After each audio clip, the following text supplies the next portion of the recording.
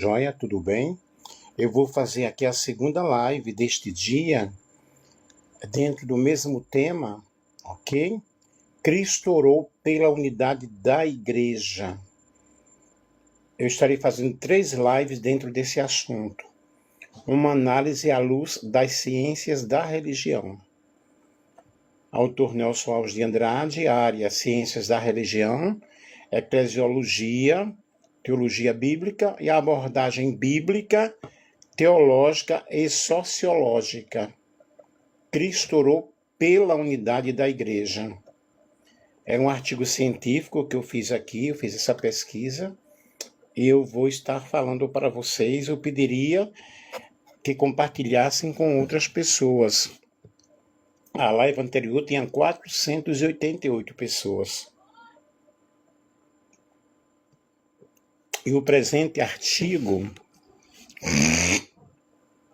ele analisa a oração de Jesus Cristo pela unidade da igreja, registrada em João, capítulo 17, sob a perspectiva das ciências da religião, partindo do contraste entre o ideal bíblico de unidade espiritual e a fragmentação denominacional contemporânea.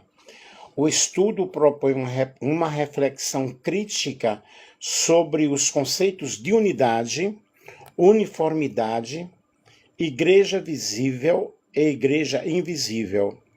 Dialogando com a teologia cristã e a sociologia da religião, conclui-se que a oração de Cristo aponta para uma unidade ontológica e espiritual que transcende fronteiras institucionais, desafiando os modelos religiosos marcados por um exclusivismo e segmentação, que eu expliquei muito bem sobre isso na live anterior. Como introdução, temos aí, prestem bem atenção, compartilhem com outras pessoas. A pluralização religiosa é uma das marcas mais evidentes da modernidade tardia. No contexto cristão, essa pluralidade manifesta-se por meio de múltiplas denominações, tradições, doutrinas e costumes, frequentemente acompanhados de disputas simbólicas acerca da legitimidade e da verdadeira fé. Diante desse cenário, a oração de Cristo pela unidade da igreja, registrada no capítulo 17 do Evangelho segundo escreveu São João, torna-se um objeto relevante de investigação acadêmica. Sob a ótica das ciências da religião, o fenômeno religioso não é analisado apenas em sua dimensão confessional, mas também em seus aspectos históricos, sociais e simbólicos. Assim, este artigo busca responder a seguinte questão: como compreender a oração de Cristo pela unidade da igreja diante da realidade fragmentada do cristianismo contemporâneo? Eu pediria que vocês que não assistiram aí a primeira live, está no meu canal do YouTube, Nelson Alves de Andrade. A oração de João 17 e o conceito bíblico de unidade. A oração sacerdotal de Jesus ocorre em um momento liminar, às vésperas de sua crucificação. Diferente de outras orações registradas nos evangelhos, João 17 apresenta-nos um discurso teológico muito denso, no qual a unidade dos discípulos é diretamente relacionada à unidade entre o Pai e o Filho. João capítulo 17, o versículo 21. Do ponto de vista bíblico, unidade não significa homogeneidade. A metáfora paulina do corpo, amplamente utilizada na tradição cristã, reforça a ideia de diversidade funcional dentro de uma unidade orgânica, Romanos capítulo 12 e 1 aos Coríntios capítulo 12. A unidade, portanto, é relacional e espiritual, não estrutural ou meramente organizacional. Boa tarde para vocês que estão entrando aí. A unidade e uniformidade, uma distinção necessária. Um dos principais equívocos no discurso religioso contemporâneo é a confusão entre unidade e uniformidade. Isso eu expliquei bem na primeira live. A uniformidade busca padronização de crenças, práticas e comportamentos, enquanto a unidade bíblica admite diversidade reconciliadora ou reconciliada. Sob a ótica sociológica, a uniformidade costuma surgir em contextos de controle institucional e manutenção de poder simbólico. Já a unidade, conforme expressa na oração de Cristo, está associada à comunhão e ao amor mútuo, não à coerção. Essa distinção é super fundamental para compreender por que muitas igrejas modernas exibem aparência de coesão, mas carecem de comunhão autêntica. A fragmentação denominacional e o fenômeno dos nichos religiosos. As ciências da religião identificam que o cristianismo contemporâneo passou por um processo de segmentação semelhante ao observado em mercados simbólicos. Igrejas organizam-se em nichos voltados a públicos específicos, estilos litúrgicos e ênfases doutrinárias. Esse fenômeno não é necessariamente negativo, mas torna-se problemático quando cada grupo passa a reivindicar exclusividade da verdade religiosa. Tal postura reforça fronteiras identitárias e enfraquece a noção de um corpo universal. Nesse contexto, a oração de Cristo confronta diretamente a lógica do exclusivismo religioso. Vejamos igreja visível e igreja invisível, uma categoria teológica e analítica. A distinção entre igreja visível e igreja invisível é amplamente discutida na teologia cristã, especialmente na tradição moderna, reformada. Enquanto a igreja visível refere-se a instituições históricas e organizadas, a igreja invisível diz respeito ao conjunto dos fiéis conhecidos por Deus. Somente Deus conhece. Do ponto de vista das ciências da religião, essa distinção permite compreender como indivíduos pertencentes a diferentes denominações compartilham uma mesma experiência de fé, apesar das fronteiras institucionais. A afirmação de que Cristo vem buscar uma igreja invisível entre as denominações não nega a importância das instituições, mas relativiza sua pretensão de exclusividade salvífica. Vejamos, pois, as implicações teológicas e socio-religiosas. A oração de Cristo pela unidade possui implicações profundas.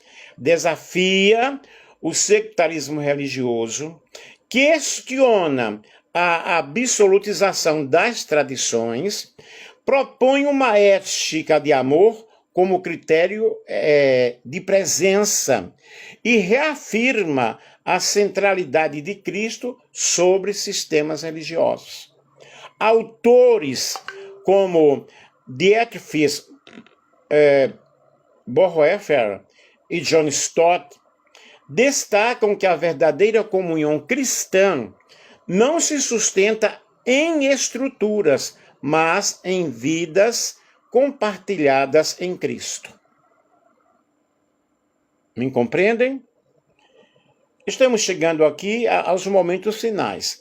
À luz da ciência, das ciências da religião, a oração de Cristo pela unidade da igreja revela-se não apenas como um ideal teológico, mas como uma crítica profética às fragmentações produzidas pela religião institucionalizada.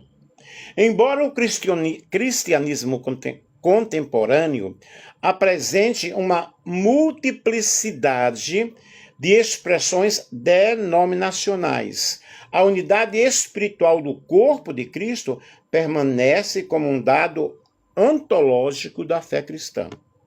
Conclui-se, portanto, que Cristo não vem buscar uma instituição específica, mas uma comunidade invisível, formada por aqueles que, em meio às denominações, permanecem fiéis ao Evangelho.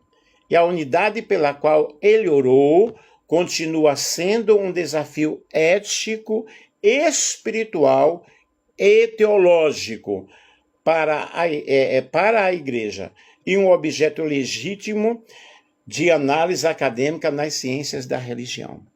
Então, gente, eu fiz aqui uma pesquisa não tão grande, né, no sentido de quantidade de páginas, porém de uma qualidade fenomenal.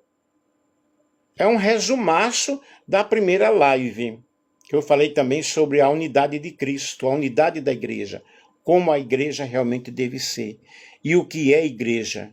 E Cristo vem buscar uma igreja invisível, uma igreja santa, uma igreja preparada. E estarei fazendo uma terceira live, talvez amanhã, dentro do mesmo assunto. Eu espero que vocês tenham gostado. E as nossas pesquisas foram Bíblia Sagrada, o Dossel Sagrado, L. Peter Berger, Vida em Comunhão, Dietrich Bonhoeffer, Igreja, Carisma e Poder, Leonardo Boff, As Institutas da Religião Cristã, João Calvino, As Formas Elementares da Vida Religiosa, Emily Durkheim, A Interpretação das Culturas, Clifford Geertz, Teologia Sistemática, Owen Grudem, Teologia do Novo Testamento, George Eldon Leon, Teologia Sistemática, Wolfgang Pannenberg, A Igreja Autêntica, John Stott, A Busca de Deus, A. W. Tozer, Jesus é a Vitória de Deus, N. T. Wright. E eu tenho aqui uma observação acadêmica final, que esse conjunto de referências que eu citei aqui para vocês sustenta a análise bíblica de João capítulo 17, a distinção entre igreja visível e invisível, a crítica ao exclusivismo denominacional, a compreensão sociológica da fragmentação religiosa, a unidade da igreja como realidade espiritual e não institucional. Então vejam bem, e essa crítica ao exclusivismo eu falei no outro artigo científico também, porque quando eu falo que somente a minha denominação é a correta, ok? Eu estou dando exclusividade, eu não estou aceitando as outras. E quem tem o direito de julgar as pessoas, de entender as pessoas e dizer quem está certo e quem está errado, quem tem o direito é somente Deus. Nós não temos esse direito, ok? Que Deus ajude, que Deus abençoe a todos de uma forma muito especial e que você possa compreender o grande amor de Deus, que Deus amou o mundo de tal maneira, Deus amou as pessoas, Deus amou cada vida, cada coração.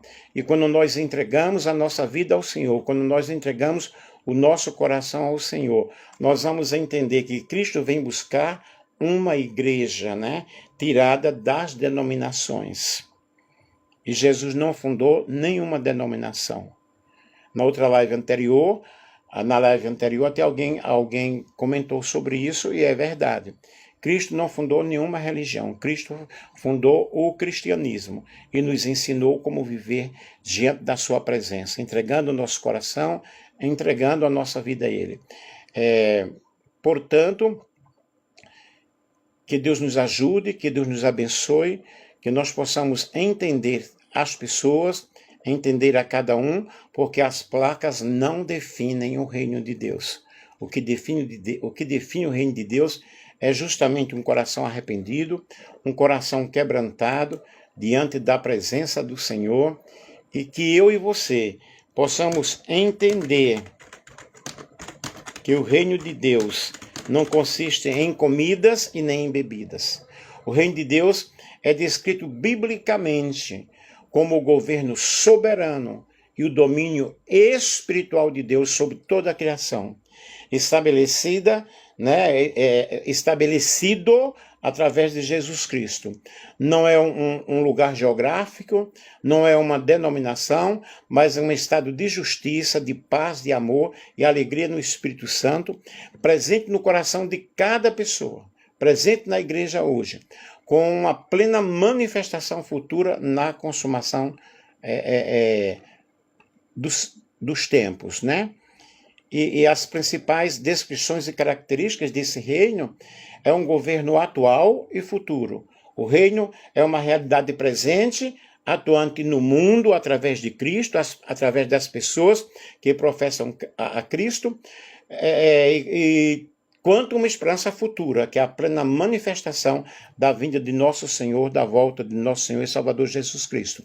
É um reino de natureza espiritual. Estou abrindo parênteses aqui no final. É um reino de natureza espiritual. É um reino de fé e submissão à vontade divina, não construído por força humana. E Deus não habita em casas feitas por homens. Deus habita em nosso coração. Nós somos o tabernáculo do Espírito Santo. E a centralidade é Cristo.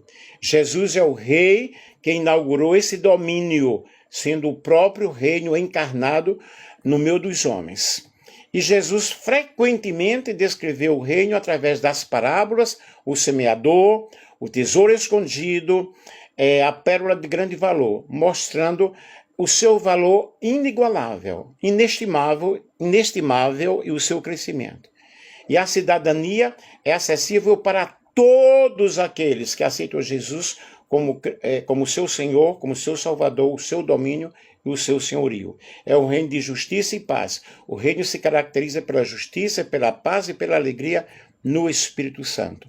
Em suma, o reino de Deus é o projeto de salvação onde a soberania de Deus transforma o coração e prepara as pessoas, para realmente enfrentarem o novo céu, a nova terra, nos quais habitam a justiça. E Jesus, em João 17, preocupava-se justamente com essa unidade. Um grande abraço, um grande beijo, que Deus abençoe. Amanhã estarei fazendo a terceira live dentro do mesmo tema. Um abraço, queridos!